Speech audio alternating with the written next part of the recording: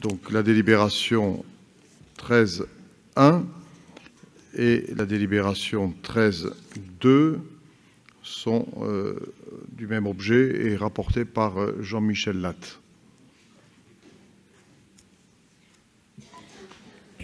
Alors, ces deux délibérations portent sur le grand projet ferroviaire du Sud-Ouest, avec, pour la première, une convention de financement complémentaire. C'est le premier avenant du dispositif.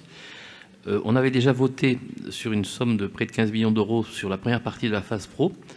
Et le besoin en financement nécessaire à la réalisation du pro des FNT est évalué par SNCF Réseau à 30 millions d'euros, avec une participation des collectivités, en particulier départements, régions, SNCF Réseau et de l'Europe. Et donc la quote-part qui nous serait demandée serait de 1,5 million d'euros, étant entendu qu'on est dans une logique de préfinancement et que tout cela viendra en déduction de la participation attendue des partenaires. Le deuxième point, 13.2, porte sur la société elle-même, la société du Grand Projet du Sud-Ouest, avec l'adoption d'une dotation qui permet de prolonger le financement de cette société. On serait là sur une participation de 12 métropoles de 1,5 million euros, j'y arrive, pour l'investissement et un peu moins de 19 000 euros pour le fonctionnement. On est sur deux délibérations qui vont dans le sens, bien sûr, de la mise en place de notre grand projet ferroviaire. Madame Morin.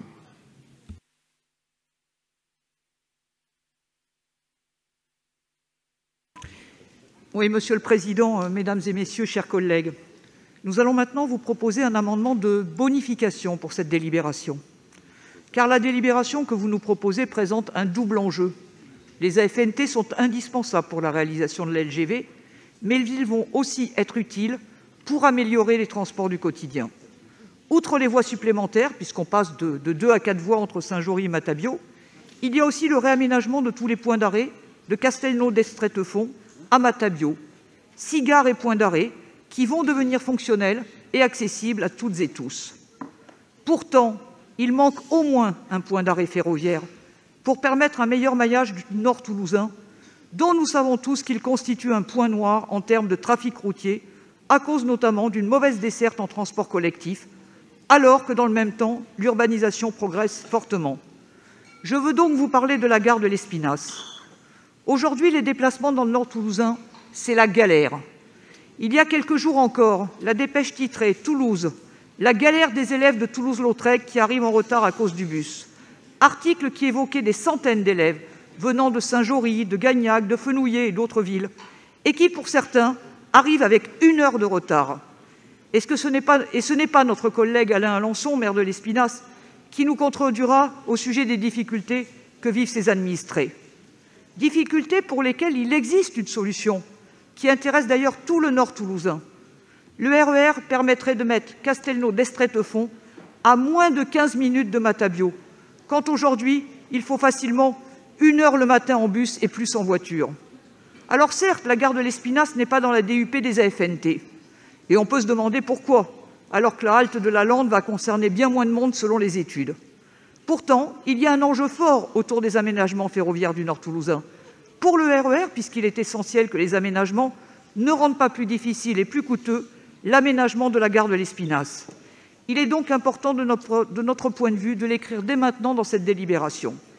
Autre enjeu, que les aménagements ne réduisent pas le champ des possibles quant au futur RER ou réseau express métropolitain si vous préférez l'appeler ainsi. Un des enjeux du RER est la possibilité de diamétraliser les circulations, c'est-à-dire de permettre d'aller du nord au sud ou d'est en ouest et vice-versa, sans être obligé de changer de train.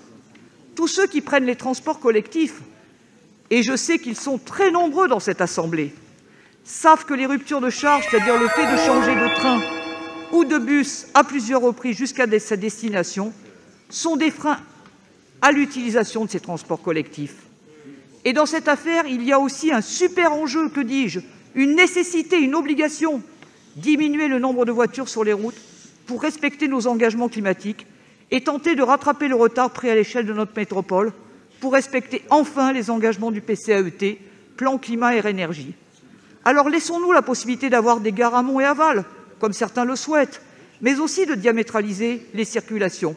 Et pour cela, il faut nous assurer du maintien de sauts de mouton prévus à la DUP entre la halte route de Launaguet et la gare de Matabio. Lors de la commission mobilité du 30 septembre, vous nous avez affirmé que ce saut de mouton serait bien maintenu. C'est pourquoi nous vous proposons de le graver dans le marbre en l'inscrivant clairement dans la délibération. De même, et d'autant qu'il y a un relatif consensus sur la nécessité d'une gare à l'Espinasse, engageons-nous clairement dans ce sens avec cette délibération. C'est pourquoi nous vous proposons d'ajouter les 2 phrases suivantes à la fin du 2e paragraphe de l'exposé de la délibération. Le programme des travaux retenus anticipera également la création d'une gare à l'Espinasse.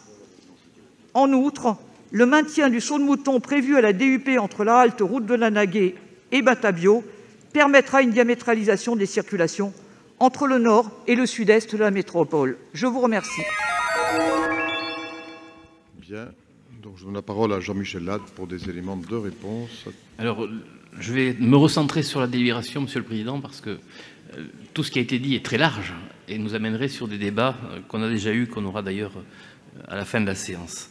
Donc, je reste essentiellement sur le fond de la délibération. Certains des orateurs ont dit d'ailleurs qu'ils étaient favorables à cette délibération. Pour l'amendement qui est proposé, je suis juridiquement réservé parce qu'on retrouve une question qu'on a dit à plusieurs reprises.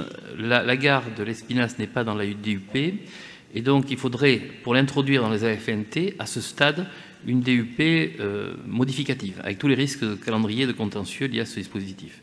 Donc il faut traiter le sujet en parallèle, on l'a affirmé, la métropole est favorable à la gare de l'Espinasse, ça a été dit et affirmé, on reste sur cette idée, mais je crains qu'on soit sur un risque juridique si on mélange les dispositifs dans les délibérations que nous avons à préparer.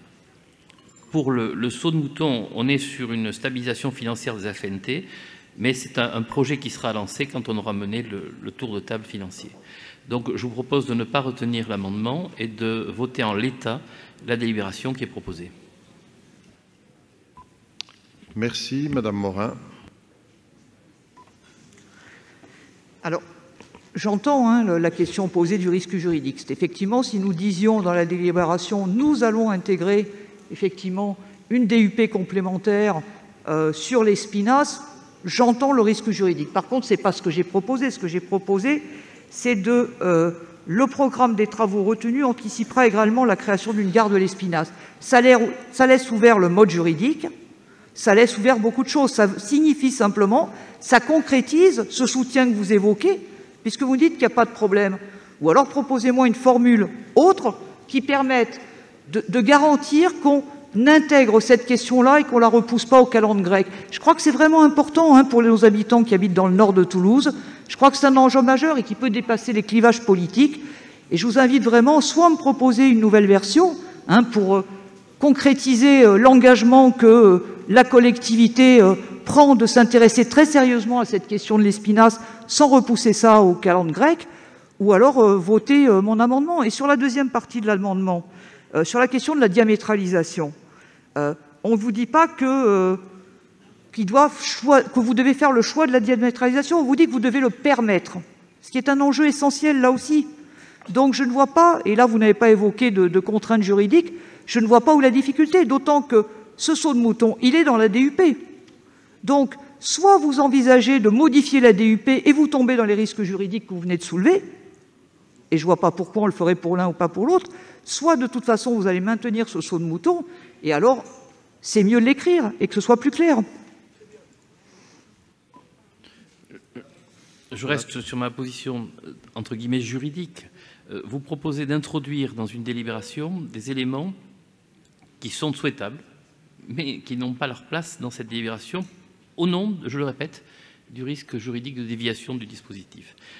En fait, ce que vous dites, c'est qu'il faut introduire des choses qui ne sont pas dans l'axe de ce projet de délibération, auquel on tient, et vous avez raison de le dire, on y tient, mais par contre, qui pourrait fragiliser, en cas de recours, la délibération en cause. Donc je reste sur l'idée que quand on a une DUP, on la maintient, et qu'il n'est pas nécessaire de reprendre tout ce qui est dans la DUP en permanence, je pense au saut du mouton, pour le justifier. À partir du moment où c'est dans la DUP, on le garde.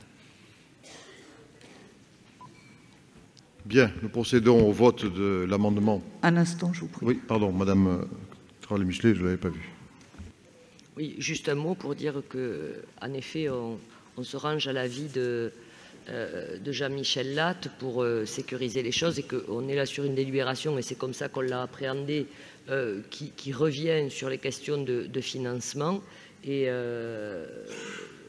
voilà, donc on se range à cet avis juridique parce qu'il ne faut pas non plus tout mélanger et risquer. Alors le maire de l'Espinasse est là et vous savez combien il soutient en effet ce point, évidemment, et on le soutient avec lui, mais nous considérons que ce n'est pas forcément le cadre de cette délibération et que on ne peut pas non plus risquer, prendre un risque juridique et fragiliser la délibération, alors que par ailleurs, il est important que les choses avancent. Et Alain Alençon pense aussi que les choses peuvent avancer dans un autre cadre qui est maintenant acté et pour lequel les discussions continuent. Voilà, et c'est pour faire une explication de vote. Madame Morin. Oui, je vous avoue que je suis quand même très surprise par le propos de Karine Traval-Michelet parce que, encore une fois, la question du soutien, ça ne se mesure pas en paroles, ça se mesure en actes. Et moi, je serais le maire de l'Espinasse, je serais quand même un petit peu gêné par le manque de soutien de mes amis politiques. Mais bon, donc acte. Non, mais je pense qu'il n'y a aucun problème vis-à-vis de la mairie de l'Espinasse et de son maire. Nous soutenons la halte ferroviaire de l'Espinasse. Cela a été dit et redit. C'est notre position officielle, constante, depuis des années, et je crois pouvoir le dire, unanime, et Alain le sait parfaitement. Donc le sujet, c'est pas ça. Hein. Le sujet, c'est une délibération qui a un autre objet. Est-ce qu'on reste dans l'objet de la délibération ou bien est-ce qu'on traite d'autres sujets? Bon, franchement, ces délibérations-là sont prises en réalité dans toutes les collectivités qui sont partie prenante du projet. Si on ajoute des considérations particulières, ben forcément, on va créer le porte-à-faux juridique que Jean-Michel Last a expliqué. Donc ne prenons pas ce risque et ne mélangeons pas cela avec notre position vis-à-vis de la halte ferroviaire nécessaire de l'Espinasse. Donc je mets aux voix l'amendement proposé par notre collègue Madame Morin, qui ne participe pas, qui s'abstient, qui vote contre,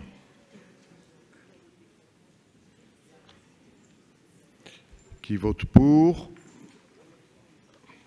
L'amendement n'est pas adopté, donc je soumets maintenant la délibération telle qu'elle. Et si vous le voulez bien, la deuxième délibération, parce que ça va avec. Qui ne participe pas, qui s'abstient, qui vote contre, c'est adopté.